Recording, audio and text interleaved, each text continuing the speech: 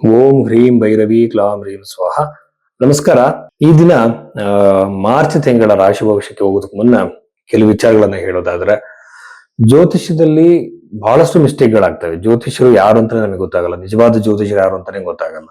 ಯಾಕೆಂತಂದ್ರೆ ಮೊದಲನೇದಾಗಿ ಜ್ಯೋತಿಷದಲ್ಲಿ ಆ ವ್ಯಕ್ತಿ ಪರಿಣಿತಿ ಇದೆ ಅಂತಂದ್ರೆ, ನೀವು ಯಾವ ಬರ್ತ್ ಟೈಮ್ ನ ಕೊಟ್ಟಿರ್ತೀರಾ ಅದೇ ಬರ್ತ್ ಟೈಮ್ ನ ನಮ್ಮದೇ ನಿಮ್ಮ ಲಗ್ನ ಯಾವುದು ಅಂತ ತಿದ್ದುತ್ತಾನೆ.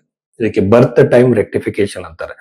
ನೀವು ಕೊಟ್ಟಿರೋ ಸಮಯವನ್ನ ಹಿಂದೆ ನಡೆದಿರುವ ಜೀವನದ ಘಟನೆಗಳಿಗೆ ಲಿಂಕ್ ಮಾಡಿ, ನೀವು ಕೊಟ್ಟಿರುವಂತಹ ಸಮಯ ಇದೆ ಅಂತ ನಿಮ್ಮ ಲಗ್ನವನ್ನು ಕಂಡುಹಿಡಿತಾನೆ. ಯಾಕೆಂದ್ರೆ ಒಂದೇ ರಾಶಿಯಲ್ಲಿ ಲಕ್ಷಾಂತರ ಜನ ಹುಟ್ಟಿರ್ತಾರೆ, ಬಟ್ ಒಂದೇ ಲಗ್ನದಲ್ಲಿ ತುಂಬಾ ಕಡಿಮೆ ಚಾನ್ಸಸ್ ಆ ಲಗ್ನ ಆ ಡಿಗ್ರಿ ವೈಸ್ ಹುಟ್ಟೋಕ್ ಸಾಧ್ಯ. ಓಕೆನಾ?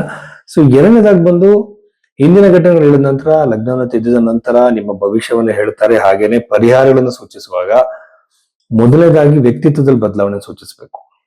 ಎರಡನೇದಾಗಿ ಬಂದು ಬೃಹತ್ ಪರಾಶರ ಹೋರಾಶಾಸ್ತ್ರದಲ್ಲಿರುವಂತಹ ಮಂತ್ರ ಜಪಗಳು, ದಾನಗಳ ಬಗ್ಗೆ ಹೇಳಬೇಕು. ಈ ಜಮ್ ಸ್ಟೋನ್ಸ್ ಬಗ್ಗೆ, ರುದ್ರಾಕ್ಷಿಗಳ ಬಗ್ಗೆ, ಕರುಮುಲಿಮಾಲ ಬಗ್ಗೆ, ಅಥವಾ ನಿಮ್ಮ ಹೆಸರು ಚೇಂಜ್ ಮಾಡ್ಕೊಳ್ಳಿ ಅಂತ ಹೇಳಿದ್ರೆ, ಬೇರೆ ಏನಾದ್ರು ಬಾಲಿಶವಾಗಿರುವಂತದ್ದು ಪರಿಹಾರಗಳು ಹೇಳಿದ್ರೆ ಯಾವ ಕಾರಣಕ್ಕೂ ಅದನ್ನ ನಂಬಬೇಡಿ. ಮಂತ್ರ ಜಪಗಳು, ದಾನಗಳು ಮಾತ್ರ ನೀವು ಎಫೆಕ್ಟಿವ್. ಅಂದ್ರೆ ಯಾವ ಬಡವರು ಯಾರು ಬೇಕಾದ್ರೂ ಇದನ್ನ ಮಾಡಬಹುದು. ಇದ್ರಲ್ಲಿ ಯಾವುದೇ ಜಾತಿ ಭೇದ ಏನೂ ಇಲ್ಲ. ಇದು ಪರಾಶರ ಮಹರ್ಷಿ ಕೊಟ್ಟಿರುವಂತಹ ರೆಮಿಡೀಸ್. ಇದಾದ ನಂತರದಲ್ಲಿ ಜೆಮ್ ಸ್ಟೋನ್ಸ್ ಬಗ್ಗೆ ಇನ್ಯಾವ್ದ್ರ ಬಗ್ಗೆ ಕೂಡ ಉಲ್ಲೇಖ ಇಲ್ಲ, ನಾನು ಆಲ್ರೆಡಿ ಹೇಳಿದೆ, ಅಂತ ಯಾವ್ದು ಫಾಲೋ ಮಾಡಕ್ಕೆ ಹೋಗ್ಬೇಡಿ. ಇಷ್ಟ ಆದ ನಂತರ ನಿಮ್ಮ ಡೆಸ್ಟಿನಿಯಲ್ಲಿ ಎಲ್ಲವನ್ನೂ ಚೇಂಜ್ ಮಾಡಕ್ ಸಾಧ್ಯ ಇಲ್ಲ. ಈಗ ಕೆಲವು ಘಟನೆಗಳನ್ನು ಚೇಂಜ್ ಮಾಡಬಹುದು. ಇದರಲ್ಲಿ ಪ್ರಾರಬ್ಧ, ಸಂಚಿತ, ಕ್ರಿಯಾಮಾನ ಕರ್ಮ ಅಂತ, ಅದರಲ್ಲಿ ದೃಢ ಕರ್ಮ ಅಂತೆಲ್ಲ ಇದೆ. ಸೊ ಇದು ಡೀಪರ್ ಸಬ್ಜೆಕ್ಟ್. ಕರ್ಮದ ಅನುಸಾರವಾಗಿ ಕೆಲವನ್ನ ಚೇಂಜ್ ಮಾಡ್ಕೋಬಹುದು, ಕೆಲವನ್ನ ಆಗಲ್ಲ. ಅದು ಆ ಗೈಡೆನ್ಸ್ ನ ಕೊಡ್ಬೇಕು. ಆ ಕೌನ್ಸಿಲಿಂಗ್ ನಾವು ಒಬ್ಬ ಕ್ಲೈಂಟ್ಗೆ ಮಾಡ್ಬೇಕಾಗತ್ತೆ. ಈ ಒಂದು ನೈತಿಕತೆಯನ್ನ ಒಬ್ಬ ಜ್ಯೋತಿಷಿ ಇಟ್ಕೋಬೇಕಾಗತ್ತೆ. ಸೊ ಆ ರೀತಿ ಇಟ್ಕೊಂಡಾಗ ಮಾತ್ರ ನಮ್ಮ ಹತ್ರ ಬಂದಂತಹ ಒಬ್ಬ ವ್ಯಕ್ತಿಗೆ ನಾವು ಸರಿಯಾಗಿರೋ ಮಾರ್ಗದರ್ಶನ ನೀಡಬಹುದು. ಸುಮ್ಮನೆ ಅವರು ಸಂಪಾದನೆಗೋಸ್ಕರ ಇನ್ನೊಂದಕ್ಕೋಸ್ಕರ ಎದುರಿಸಿ ಹಣ ತಗೊಂಡ್ರೆ ತಪ್ಪಾಗತ್ತೆ. ಸೊ ಇದು ಬಹಳ ಮುಖ್ಯ. ಜೊತೆಯಲ್ಲಿ ಪೂಜೆಗಳ ಬಗ್ಗೆ ಜನಗಳಿಗೂ ಗೌರವ ಇರಬೇಕಾಗತ್ತೆ. ಅದೊಂದು ದೊಡ್ಡ ಸಬ್ಜೆಕ್ಟ್, ಇನ್ನೊಂದ್ಸಲ ಮಾತಾಡೋಣ. ಬಟ್ ಜ್ಯೋತಿಷ ಅಂದ್ರೆ ಏನು ಅಂತ ಜನರಲ್ಲಿ ಗೊತ್ತಿರಬೇಕು.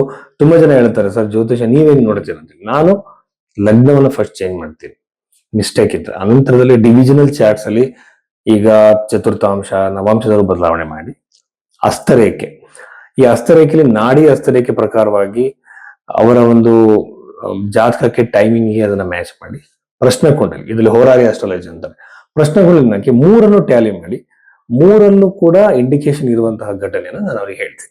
ಅವಾಗ ಖಂಡಿತವಾಗಲೂ ಆ ಘಟನೆ ನಡೆಯುತ್ತೆ.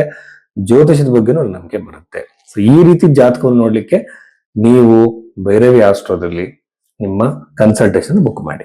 ಮಿಥುನ ರಾಶಿ 2026 ಮಾರ್ಚ್ ತಿಂಗಳಲ್ಲಿ ಮಿಥುನ ರಾಶಿಯವರಿಗೆ ಏನೆಲ್ಲ ವಿಶೇಷಗಳಿದೆ ಅಂತ ನಾವು ನೋಡೋದಾದ್ರೆ, ರಾಶಿಯಲ್ಲಿ ಇರುವಂತಹ ಗುರುಗ್ರಹ ಬಹಳ ಶುಭಕರನಾಗಿರುವಂತಹ ಗುರುಗ್ರಹ ರೆಟ್ರೋಗ್ರೇಡ್ ಆಗಿ ವಕ್ರಿಯಾಗಿರುವಂತಹ ಗುರುಗ್ರಹ ಸಪ್ತಮ ಭಾವನ ನೋಡುವುದು ವಿವಾಹದ ಸಾಧ್ಯತೆ ಅತಿ ಹೆಚ್ಚಾಗುತ್ತೆ. ಎಂಗೇಜ್ಮೆಂಟ್ ಸಾಧ್ಯತೆ, ದೂರವಾಗಿರುವಂತಹ ದಂಪತಿಗಳು ಹತ್ರವಾಗುವಂತಹ ಸಾಧ್ಯತೆ, ಬಹಳ ಸಂತೋಷ ನೆಮ್ಮದಿಯಾಗಿರುವಂತಹ ವಾತಾವರಣ ಕ್ರಿಯೇಟ್ ಆಗುವಂತ ಸಾಧ್ಯತೆ ಇದೆ. ಇದು ಉತ್ತಮ ಯಾವುದಕ್ಕೆ? ವಿವಾಹಕ್ಕೆ. ಆಮೇಲೆ ರಾಶಿಯಲ್ಲಿರುವಂತಹ ಗುರುಗ್ರಹ ಆರೋಹಿ ಅಂತ ಹೇಳ್ತಾರೆ. ಆರೋಹಿ ಅಂತಂದ್ರೆ ತನ್ನ ಎಕ್ಸಾಲ್ಟೆಡ್ ಪೊಸಿಷನ್ಗೆ ಹೋಗ್ತಿರುವಂತ ಪ್ಲಾನೆಟ್ ಬಂದು ತನ್ನ ಎನರ್ಜಿ ಹೆಚ್ಚಾಗಿರುತ್ತೆ, ಉಚ್ಚ ಸ್ಥಾನಕ್ಕೆ ಹೋಗ್ತಾ ಇದ್ದಾನೆ ಗುರು. ಸೊ ಇದು ಬಹಳ ಇಂಪಾರ್ಟೆಂಟ್ ಆಗಿರುವಂತಹ ಒಂದು ಪಾಯಿಂಟ್ ನ ನಾವಿಲ್ಲಿ ಕನ್ಸಿಡರ್ ಮಾಡ್ಬೇಕಾಗತ್ತೆ.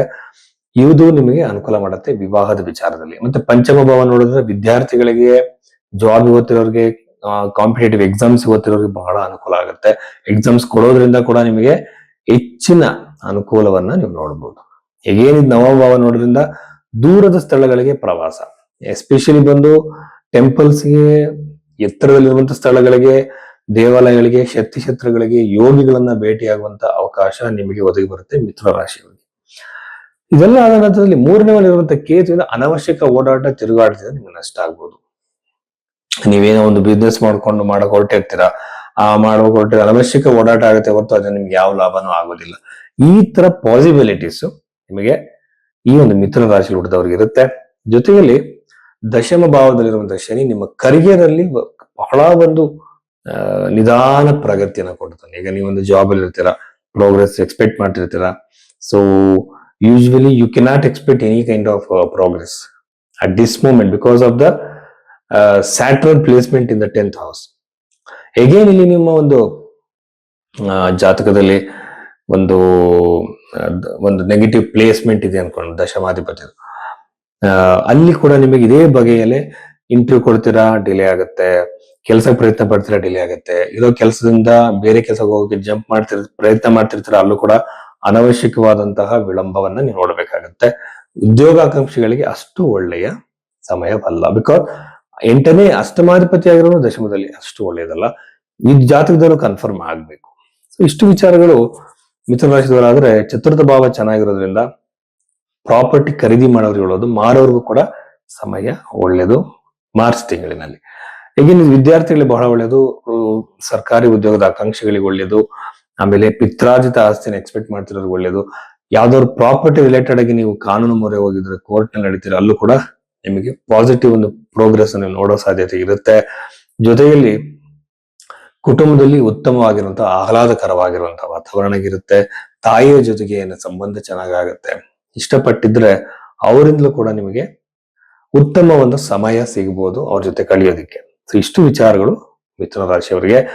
ಅದ್ರ ಜೊತೆಯಲ್ಲಿ ಮಿಥುನ ರಾಶಿಯವರು ಸಾಲದಿಂದ ಹೊರಗಡೆ ಬರೋದಕ್ಕೆ ಖಂಡಿತವಾಗ್ಲೂ ಒಂದು ಮಾರ್ಗ ಸಿಗುತ್ತೆ. ಸೊ ಇಲ್ಲಿ ಪರಿಹಾರ ಬಹಳ ಮುಖ್ಯವಾಗುತ್ತೆ. ನಿಮ್ಗೆ ಯಾವ ದೇಶ ಇದೆ ನೋಡ್ಕೋಬೇಕು. ಲಕ್ಷ್ಮಿ ಯೋಗಗಳಿಲ್ಲ ಅಂತಂದ್ರೆ ಮಂತ್ರ ಜಪಗಳಿಂದ ಸಾಕಷ್ಟು ಅನುಕೂಲ ಆಗುತ್ತೆ, ಅದನ್ನ ಮಾಡ್ತಾ ಹೋಗ್ಬೋದು. ಇಷ್ಟು ವಿಚಾರಗಳು ಮಿಥುನ ರಾಶಿಯವರಿಗೆ ಆಗಿ.